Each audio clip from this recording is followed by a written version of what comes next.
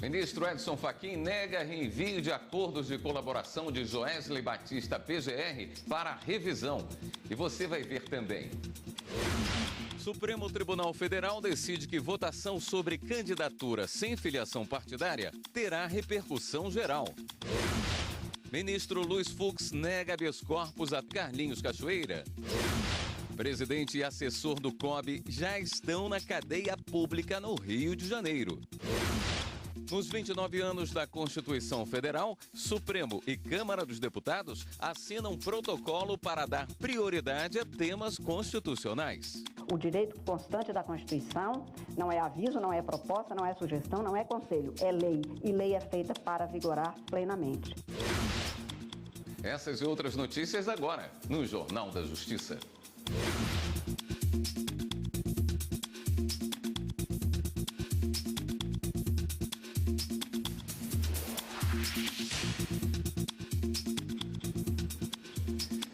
Boa noite. O ministro Edson Fachin do Supremo nega reenvio de acordo de colaboração de Joesley Batista PGR para revisão. Quem tem as informações é a repórter Fernanda Porto. Boa noite, Fernanda. Boa noite, William. Boa noite a todos. Na decisão, o ministro Edson Fachin reforçou que já houve manifestação da Procuradoria-Geral da República e que, por conta do princípio da indivisibilidade do agir ministerial, não cabe o pedido de uma nova análise.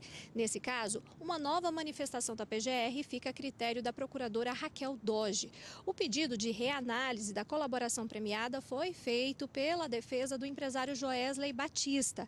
A alegação foi que houve quebra de acordo por parte do ex-procurador-geral da República, Rodrigo Janot. William. Obrigado, Fernanda. O ministro Luiz Fux nega habeas corpus a contraventor Carlinhos Cachoeira. Repórter Ana Paula Ergang com os detalhes. Ana Paula, boa noite. Boa noite, William. Boa noite a todos. Carlinhos Cachoeira está preso desde junho do ano passado, acusado de integrar uma quadrilha que teria desviado recursos públicos entre 2008 e 2012.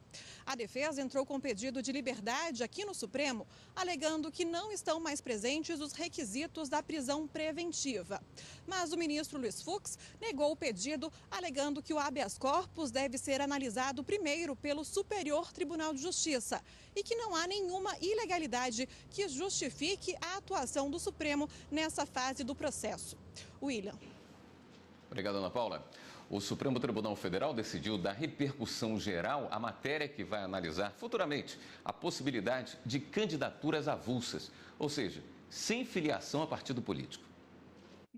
Os ministros analisaram a possibilidade de julgar um recurso no qual um advogado que pretendia concorrer à Prefeitura do Rio de Janeiro questionava decisões judiciais que negaram seu registro de candidatura por não ser filiado a nenhum partido político. O relator do caso, o ministro Luiz Roberto Barroso, destacou a importância do tema e disse que as candidaturas avulsas têm pontos positivos e negativos. Há quem diga que a candidatura avulsa favoreça os líderes populistas e o personalismo ou o messianismo, e há quem diga que ninguém deve ser obrigado a ingressar num partido político, ainda mais com as estruturas viciadas e corrompidas que nós temos nos dias de hoje. Como as eleições já passaram, o relator disse que o caso está prejudicado, mas sugeriu que se reconhecesse repercussão geral para que futuramente o plenário analise a questão das candidaturas avulsas de forma definitiva. Um candidato a prefeito municipal que pretendeu concorrer às eleições sem filiação a um partido político. A candidatura foi indeferida, ele recorreu, mas as eleições já se passaram. A verdade, no entanto, é que o prazo para a filiação partidária é de 6 meses antes do pleito.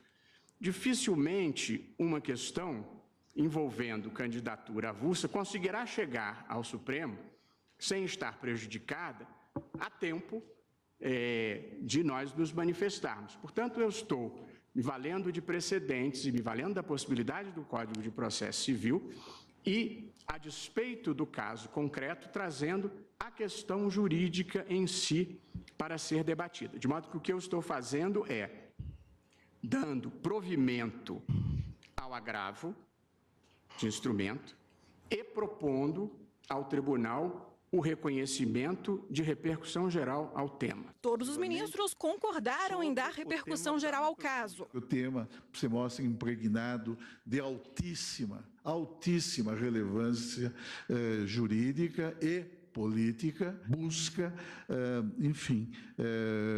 obter um provimento jurisdicional que, na verdade, vai consagrar ou consagraria, se eventualmente prevalecer no julgamento final desta Corte, consagraria uma prática que, como demonstrou bem o eminente ministro Luiz Roberto Barroso, sempre prevaleceu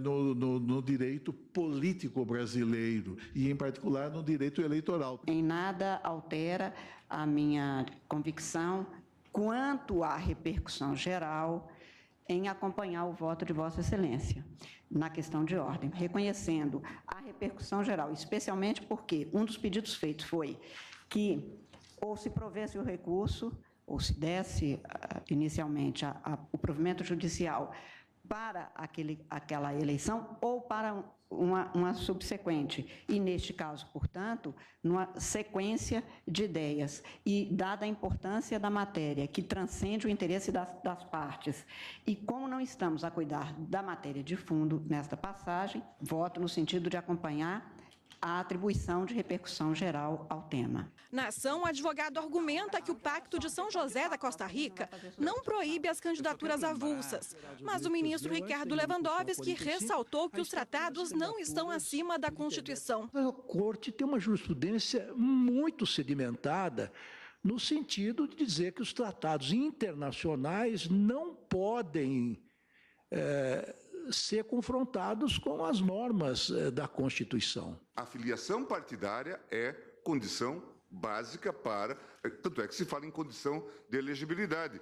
Tanto é que se o legislador nada fizer nesse passo, só haverá candidaturas no nosso sistema mediante filiação a um partido. E essa é a jurisprudência tanto nossa quanto do TSE. O ministro, que é presidente do Tribunal Superior Eleitoral, disse ainda que atualmente o tribunal não tem condições de realizar eleições com candidatos sem partido. O TSE está informando que não tem condições, pelo menos na minha gestão, talvez na gestão da ministra Rosa e do ministro Fux, consiga fazê-lo.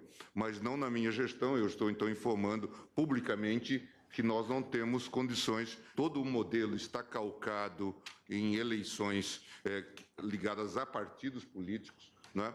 E, portanto, tudo depende. A questão da distribuição de tempo de TV, a questão de distribuição de recursos.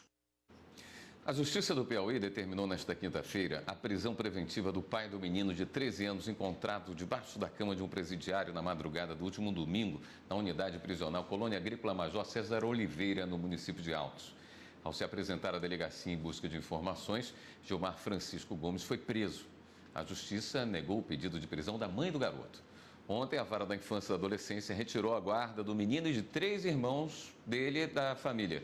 As crianças foram enviadas a um abrigo em Teresina. Vamos a um rápido intervalo e voltamos a seguir com mais notícias. Presidente e assessor do COB já estão na cadeia pública no Rio de Janeiro. A gente volta já já.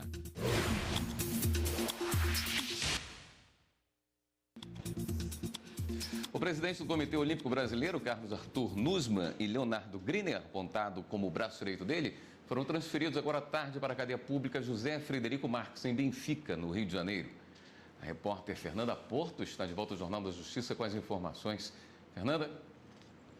Oi, William. Eles chegaram na cadeia pública na zona norte do Rio de Janeiro por volta de 13h30 da tarde.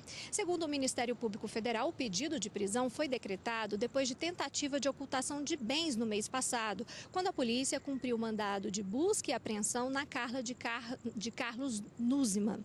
Foram descobertas em um cofre na Suíça 16 barras de ouro, que correspondem a 2 milhões de reais. O presidente do Comitê Olímpico Brasileiro e o braço direito dele, Leonardo Griner, são suspeitos de comprar votos de integrantes do Comitê Olímpico Internacional para eleger a cidade do Rio de Janeiro como sede dos Jogos Olímpicos de 2016. William? Obrigado, Fernanda. O DENIT vai ter que concluir em no máximo 6 meses as obras da BR-393 no trecho entre Barra Mansa e Volta Redonda, no Rio de Janeiro. Erosão na pista, sinalização precária, buracos. A condição da BR-393 não é nada boa. Os problemas foram constatados há 2 anos pelo Ministério Público Federal em Volta Redonda, que entrou com uma ação civil pública pedindo ao Departamento Nacional de Infraestrutura e Transportes melhorias. Na época, a Justiça determinou manutenção da rodovia, mas a decisão não foi totalmente cumprida. Agora, em liminar da Justiça Federal, o DENIT terá que concluir em 180 dias o processo licitatório com a condição de que, mesmo se a licitação não sair do papel, o departamento terá que fazer a manutenção da pista. A Justiça determinou também ao DENIT o pagamento de R$1 milhão de indenização por dano moral coletivo devido aos acidentes na rodovia. O juiz federal que analisou o caso considerou preocupante que em 5 anos, em apenas 5 quilômetros do trecho, ocorreram 4 mortes e 436 acidentes. Para a Justiça, houve inércia do departamento em adotar soluções. Só após a ação civil pública pelo MPF é que foram tomadas algumas providências, mesmo assim paliativas. O ministro do Superior Tribunal de Justiça, Rogério Schietti Cruz, lança a versão atualizada de livro sobre prisão cautelar. Prisão cautelar, dramas, princípios e alternativas traz discussões sobre institutos do direito penal brasileiro para contribuir com a atuação de quem lida com a liberdade humana. O livro é uma edição atualizada com 2 novos capítulos. Um trata da multação constitucional promovida pelo STJ e o outro discute as audiências de custódia. Para enriquecer as análises, o livro traz ainda julgados recentes dos tribunais superiores. O livro procura abordar os princípios que informam o tema, algumas premissas relativas ao sistema penitenciário e um foco muito grande na possibilidade de aplicação das medidas cautelares alternativas à prisão, que foi uma novidade trazida há cerca de 5 anos. O tema é muito atual, né? Talvez mais do que nunca na história do Brasil, esse assunto tenha sido tão debatido e tanto nos tribunais quanto também na sociedade. Ministros e diversas autoridades do direito compareceram ao lançamento e destacaram que a obra é uma importante contribuição para o mundo jurídico. Uma obra de grande valia para a execução dos nossos trabalhos, que nós estamos esperando há muito tempo. Nós temos que ter mais doutrinadores na área penal. A prisão cautelar hoje é um tema bastante discutido e de grande utilidade na área do direito penal. Por isso que essa contribuição enriquece o mundo jurídico.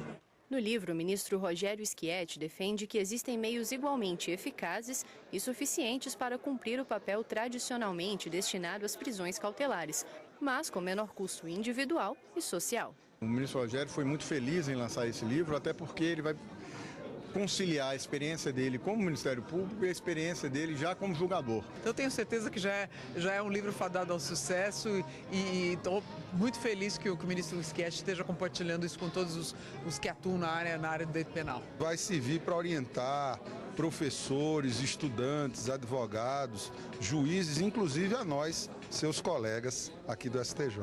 Vai poder contribuir muito para uma discussão que o Brasil começa a fazer hoje e que os países europeus já estão fazendo há algum tempo. O presidente do Tribunal Regional do Trabalho da Primeira Região, Fernando Antônio Zorzi, não derrubou hoje uma liminar que suspendia a privatização da SEDAI, a Companhia de Águas do Rio de Janeiro. A vinda da companhia é um dos principais pontos do acordo de renegociação das dívidas do Estado com a União. As ações da empresa são a contrapartida para um empréstimo de 3,5 bilhões de reais para o Estado. O TRT entende que a suspensão da privatização poderia comprometer a segurança e a recuperação fiscal do Rio de Janeiro. O Jornal da Justiça volta em seguida com outras notícias. Nos 29 anos da Constituição Federal, Supremo e Câmara dos Deputados assinam protocolo para dar prioridade a temas constitucionais. Voltamos em instantes. Ministro Luiz Roberto Barroso do Supremo autoriza a Procuradoria-Geral da República a interrogar presidente Michel Temer em investigação que apura suspeitas de corrupção e lavagem de dinheiro na edição de um decreto do setor de portos. Repórter Viviane Novaes com as informações. Boa noite, Viviane. Boa noite, William. O ministro Luiz Roberto Barroso permitiu que o depoimento seja por escrito, com perguntas previamente enviadas ao presidente da República. O inquérito apura lavagem de dinheiro e corrupção, com base na delação dos executivos da JIF. As investigações, William, captaram uma conversa de telefone entre Michel Temer e o ex-deputado Rodrigo Rocha Loures, em que eles discutem o decreto dos portos. Segundo a PGR, o dono da empresa Argeplan Arquitetura e Engenharia teria sido um dos intermediários de propinas pagas a Temer. A Procuradora-Geral da República, Raquel Dodge, no ofício enviado aqui ao Supremo Tribunal Federal, não pediu uma data para o depoimento, mas disse que pretende concluir essa e outras diligências no prazo de 60 dias. William. Obrigado, Viviane. A assinatura de um protocolo de intenções entre Supremo Tribunal Federal e Câmara dos Deputados marca os 29 anos da Constituição de 1988. O protocolo é um acordo em que o Congresso Nacional se compromete a pautar com mais frequência e prioridade temas constitucionais que precisam de regulamentação do Legislativo. Dar uma resposta quando se tem uma lei é muito mais fácil e seguro para nós juízes. Portanto, a ausência de leis não apenas, de alguma forma, faz com que o cidadão não acredite tanto, não confie tanto no próprio direito vigente, mas faz com que as instituições como do Poder Judiciário tenham de atuar suprindo aquilo que esta Constituição mudou na história brasileira. Ou seja, o direito constante da Constituição não é aviso, não é proposta, não é sugestão, não é conselho, é lei. E lei é feita para vigorar plenamente. A promessa é de que até o dia 5 de outubro do ano que vem, quando a Carta Magna completa 30 anos, assuntos importantes estejam normatizados. O presidente do Senado, Eunício Oliveira, e o presidente da Câmara dos Deputados, Rodrigo Maia, reafirmaram o compromisso de aperfeiçoar a Constituição Federal. Somente a partir do respeito ao princípio federativo e à autonomia dos poderes, conseguiremos trabalhar juntos, executivo, legislativo e judiciário, para aperfeiçoar as instituições, fortalecer a cidadania e praticar a democracia de verdade. Precisamos todos estar à altura dos desafios que o presente nos traz, para que o futuro possa ver nossas instituições emergirem maiores dos percalços enfrentados. Trabalhar pela efetividade da Constituição é trabalhar pela realização da vocação democrática e inclusiva no Brasil.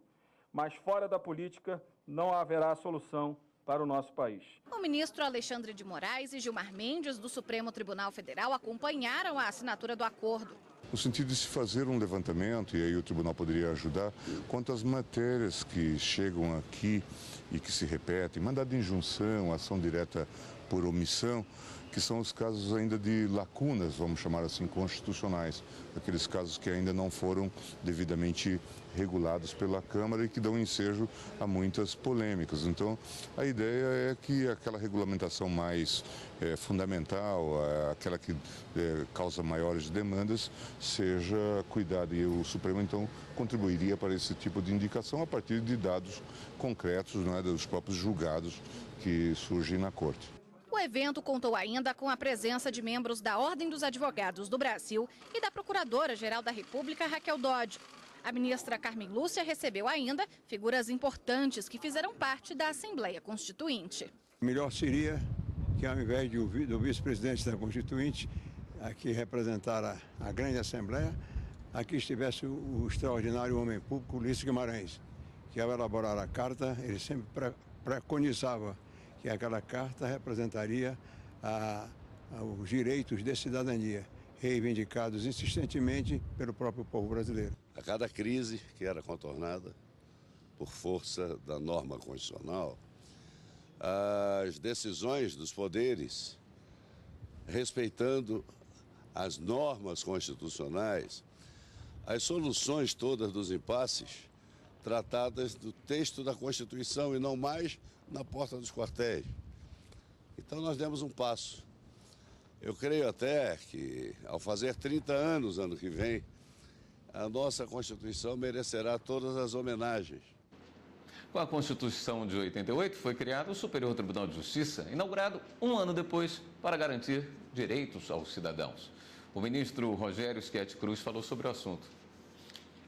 Tribunal da Cidadania, porque, afinal de contas, como o STJ é um tribunal responsável pela interpretação, pela uniformização do entendimento sobre todas as leis deste país, sobre todas as normas infraconstitucionais, o STJ acaba assegurando, em última análise, o que é direito do cidadão. Então, quando há um litígio qualquer que se inicia perante um juiz de direito, um juiz federal, por meio de recursos, ou às vezes até diretamente a esta corte, acaba-se tendo aqui a definição de efetivamente quem tem aquele direito que é objeto de uma disputa. Então, é um tribunal que interpreta e afirma os direitos dos cidadãos. O plenário do Tribunal Superior Eleitoral rejeitou o registro do Estatuto Partidário do Muda Brasil. O Partido Muda Brasil entrou com pedido de registro de estatuto partidário no Tribunal Superior Eleitoral no dia 17 de dezembro de 2015. Nesse mesmo dia foi publicada a resolução do TSE, que determinava que as legendas em criação deveriam comprovar o apoiamento mínimo necessário para a aprovação de seus respectivos estatutos, junto com o protocolo dos pedidos de registros das agremiações. Como o Muda Brasil só entregou as assinaturas de apoio depois de protocolar o pedido, o partido entrou com recurso aqui no TSE.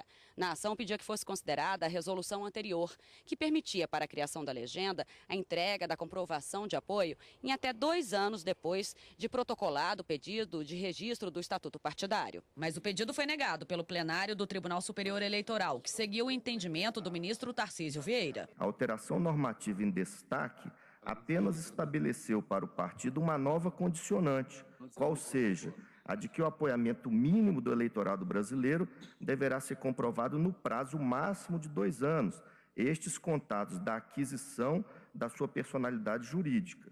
Em momento algum, a meu sentir, autorizou a agremiação a protocolizar o seu pedido no TSE sem que o mesmo já estivesse instruído com essa comprovação.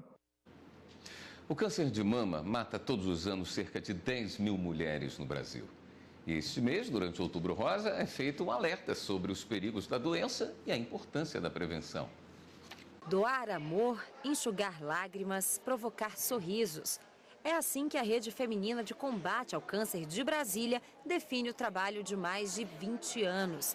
A associação presta assistência gratuita a familiares e pacientes em tratamento de câncer de mama. Dentro de todos os nossos 25 projetos, o principal deles é a gente estar juntos e caminhar.